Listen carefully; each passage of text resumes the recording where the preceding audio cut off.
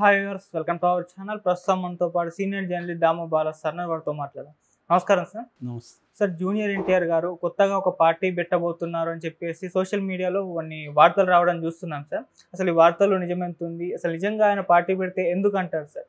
ఒకవేళ ఇప్పుడున్న పరిస్థితుల్లో ఆయన పార్టీ పెట్టినా కూడా ప్రజలు ఆదరిస్తారంటారా? అసలు ఆయన పార్టీ పేరేం పెట్టాలనుకుంటున్నారు సార్? జూనియర్ ఎన్టీఆర్ గురించి ఈ మధ్య కాలంలో బాగా వార్తలు వస్తున్నాయి. ముఖ్యంగా ఎన్నికల టైంలో జూనియర్ ఎన్టీఆర్ గురించి రకరకాల వార్తలు వచ్చాయి. ఎందుకంటే జూనియర్ ఎన్టీఆర్ అభిమానుల్ని ఉద్దేశిస్తూ కూడా పవన్ కళ్యాణ్ అప్పుడప్పుడు స్పీచ్ల్లో మాట్లాడాడు. వాళ్ళ అభిమానులు తనకి సపోర్ట్ చేయమని ఆయన పిలిపించాడు.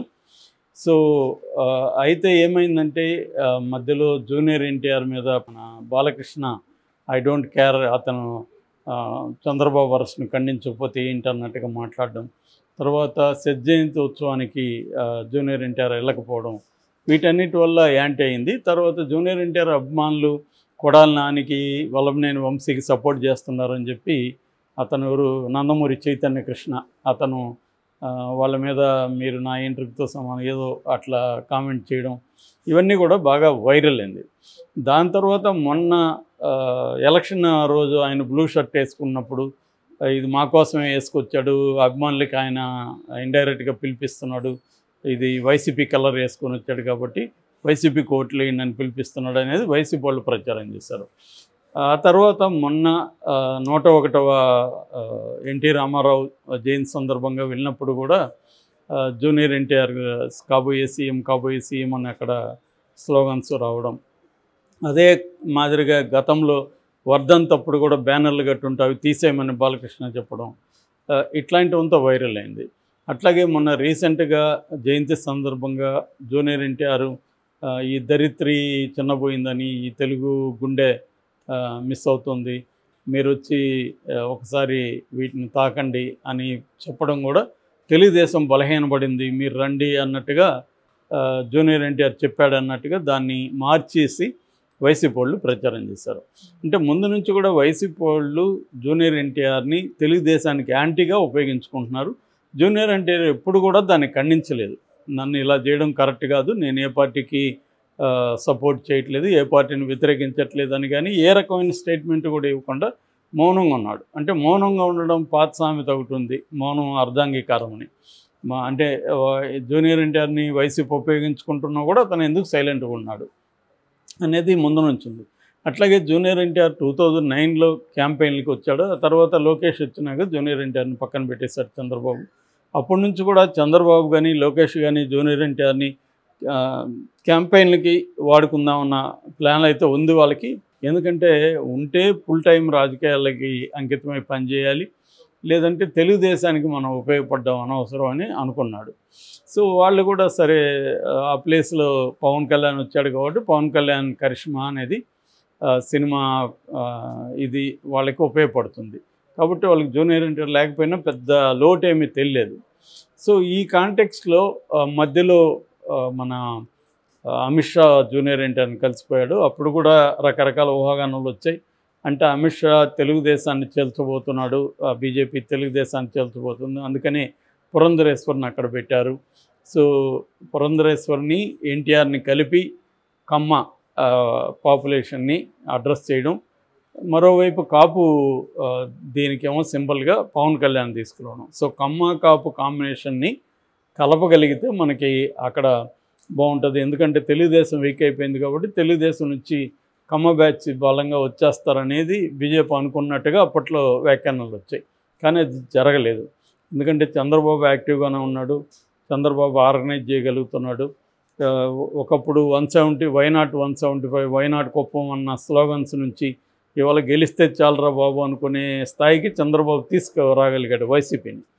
సో ఈ క్రమంలో వాళ్ళ బీజేపీ ప్లాన్స్ అనేవి పక్కకి వెళ్ళి చంద్రబాబుని చివరికి ఎన్డీఏల కూటమిలో చేర్చుకున్నారు. సో అది వాళ్ళకి ముందు నుంచే ఉందని చెప్తున్నారు. ప్లాన్ బిలో చంద్రబాబుని కూటమిలో చేర్చుకోవడం అనేది ఎప్పటి నుంచో ఉంది. అందుకని చంద్రబాబు అరెస్ట్ కూడా బీజేపీ ప్లానే అని కూడా చెప్పేవాళ్ళు ఉన్నారు. జగన్ని ప్రెజర్ చేసి చంద్రబాబుని అరెస్ట్ చేయించారు. ఎందుకంటే చంద్రబాబు జగన్ భూతాన్ని చూపించి తమ వైపు వచ్చేట్టుగా చంద్రబాబుని బీజేపీ వాళ్ళే ప్లాన్ చేశారు అనేది కూడా ఒక థియరీ ఉంది. ఏదేమైనా బీజేపీ ఇప్పుడు అక్కడ చంద్రబాబుతో వెళ్ళాల్సిన పరిస్థితి బీజేపీకి ఏర్పడింది. కాబట్టి ఇప్పటికిప్పుడు చంద్రబాబుని దెబ్బతీసి తెలుగుదేశం చీలుస్తుందనేది అనుకోలేం. కానీ రేపు పొద్దున బీజేపీకి అక్కడ సొంతంగా మెజార్టీ వచ్చో లేదా ఎన్డీఏ కూటమి Chandrababu minus with other NDA కూటమిలో ఉన్న సభ్యులతో వాళ్ళకి కంఫర్టబుల్గా గవర్నమెంట్ ఫామ్ చేయగలిగిన పరిస్థితి ఉంటే మాత్రం చంద్రబాబుని ఖచ్చితంగా వాళ్ళు డిస్టర్బ్ చేయడానికి ట్రై చేయొచ్చు. ఎందుకంటే వాళ్ళ మిత్రపక్షాలను కూడా చీల్చిన కాంటెక్స్లు చాలా ఉన్నాయి. శివసేన కావచ్చు, ఎన్సీపీ కావచ్చు, తమిళనాడు ఏఐడిఎంకే కావచ్చు, ఇలాగా అనేక పార్టీలను వాళ్ళు తమ మిత్రపక్షం అయినా కూడా వాళ్ళు దాన్ని చీల్చి ఆ పార్టీని బలహీనపరిచి ఆ ప్లేస్లోకి తాము రావాలని వాళ్ళు ట్రై చేయడం అనేది కనిపిస్తుంది. సో అలాగా చంద్రబాబును కూడా రేపు బలహీనపరచడం అనేది ఏమి గ్యారంటీ లేదు. అందుకని వాళ్ళు నెక్స్ట్ 10 ఏళ్ల ప్లాను బీజేపీకి ఉంది. ఈ 10 ఏళ్లలో మనం ఎలా ఏ పార్టీని ఎట్లా చేయాలని. సో ఈ కాంటెక్స్లో ఇప్పుడు ఒక వార్త వైరల్ అవుతుంది, అది జూనియర్ ఎన్టీఆర్ కొత్త పార్టీ పెట్టబోతున్నాడు అని. సో ఆ పార్టీ పేరు ఏమై ఉంటుంది అనేది కూడా వైరల్ అవుతుంది. ఆ పార్టీ పేరు చాలామంది చెప్పేది అన్నా తెలుగుదేశం అనే పేరు ఉంటుంది. అన్న తెలుగుదేశం అనేది ఎందుకంటే వాళ్ళ నాన్న హరికృష్ణ అదే పెట్టాడు కాబట్టి ఇప్పుడు కూడా అన్న తెలుగుదేశం అనే పార్టీ పేరు పెట్టచ్చు అనేది ఒకటి. రెండవది అటు కాకుండా ఇంకొంత తెలివిగా ఎన్టీఆర్ టీడీపీ అని పెడితే అప్పుడు తన పేరు ఎన్టీఆర్ కలిసి వస్తుంది, తన తాత పేరు ఉంటుంది. సో అట్లా ఫోకస్ అవ్వచ్చు అనేది ఎన్టీఆర్ టీడీపీ అని పెట్టబోతున్నాడు అనేది ఒకటి. అయితే ఎప్పుడు పెడతాడంటే తెలుగుదేశం కానీ ఎన్నికల్లో ఓడిపోతే అప్పుడు తను పార్టీని అనౌన్స్ చేసి ఈ 5 ఏళ్ళు ప్రతిపక్ష పాత్ర యాక్టివ్గా పోరాడి తెలుగుదేశం నుంచి కొంత కమ్మ సెక్షన్ తనని సపోర్ట్ చేస్తుంది అనేది కూడా తనకి కాన్ఫిడెన్స్ ఉంది. ఎందుకంటే ఈసారి గెలవకపోతే చంద్రబాబుకి నెక్స్ట్ వచ్చేసరికి దాదాపు 80 ఇయర్స్ వస్తాయి. ఆయన ఇంత యాక్టివ్గా తిరగలేకపోవచ్చు. లోకేష్ ఇంకా లీడర్షిప్ వాళ్ళు కాలేదు. సో పవన్ కళ్యాణ్ అస్థిరత్వంగా ఉంది. సో ఈ కాంటెక్స్ట్లో కమ్మ సెక్షన్ కూడా జూనియర్ ఎన్టీఆర్ని సపోర్ట్ చేసే అవకాశం ఉంది. ఎందుకంటే జూనియర్ ఎన్టీఆర్కి బీజేపీ మద్దతు కూడా ఉంటుంది. ఇటు పురంధేశ్వరుని కూడా జూనియర్ ఎన్టీఆర్కి మద్దతు ఇవ్వమని వాళ్ళు చెప్పచ్చు.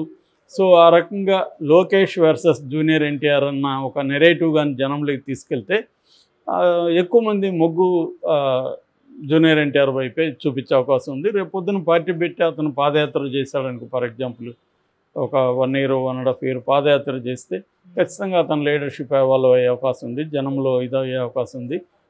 ఒకవేళ జగన్ ప్రభుత్వం వస్తే అందులో అనేక అవకతవకలు ఉన్నాయి కాబట్టి వాటన్నిటికీ వ్యతిరేకంగా ఇతను ప్రజా ఉద్యమాలు ఇప్పటివరకు ఎవరు నిర్వహించలేదు. వీళ్ళందరూ కూడా పేపర్ టైగర్ లాగా డీటెయిల్ టైగర్స్. ఇప్పుడున్న చంద్రబాబు అయినా లోకేష్ కొంతవరకు పాదయాత్ర చేశాడు, కానీ అతను కూడా అనుకున్న రీచ్ రాలేకపోయారు, అనుకున్న గోల్ అయితే రాలేదు, మధ్యలోనే దాగిపోయింది. సో ఇక పవన్ కళ్యాణ్ మనం వీకెండ్ పొలిటీషియన్ లాగా వచ్చేసి సినిమాటిక్గా మాట్లాడేసి వెళ్ళిపోతుంటాడు. అట్లా కాకుండా కన్సిస్టెంట్గా ప్రజా ఉద్యమాలు నిర్మించింది ఎవరూ లేదు. సో అది జూనియర్ ఎన్టీఆర్ కానీ చేయగలిగితే ఖచ్చితంగా జూనియర్ ఎన్టీఆర్ ఇటు లోకేష్ని ఇటు పవన్ కళ్యాణ్ని పక్కన పెట్టి ఒక లీడర్షిప్ ఎదగడానికి ఈ 5 years అతనికి స్కోప్ ఉంటుంది. నెక్స్ట్ 2029 ఎలక్షన్కి అంతా అతను రెడీ కాగలుగుతాడు. ఎందుకంటే 5 years టైం అనేది తక్కువేం కాదు. సో ఆ రకంగా జూనియర్ ఎన్టీఆర్ వచ్చే అవకాశం అయితే ఉంది.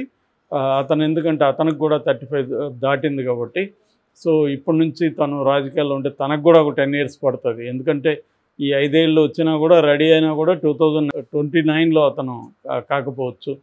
రెండోది తెలుగుదేశం సపోర్ట్ కూడా అతనికి శ్రేణుల సపోర్ట్ వెంటనే దొరకపోవచ్చు. దీనికంతా టైం పడుతుంది. ఎందుకంటే నందమూరి ఫ్యామిలీ అతని వైపు ఉండదు. తర్వాత చంద్రబాబు ఎంత ఆయనకి ఏజ్ అయినా ఆయన స్ట్రాటజీలు వ్యూహాలు ఎవరు వేయలేరు. ఆ రకంగా ఆయన కమ్మ సెక్షన్ అంతా కూడా జూనియర్ ఎన్టీఆర్కి దూరంగాను యాంటీగా కూడా మార్చేయగలడు.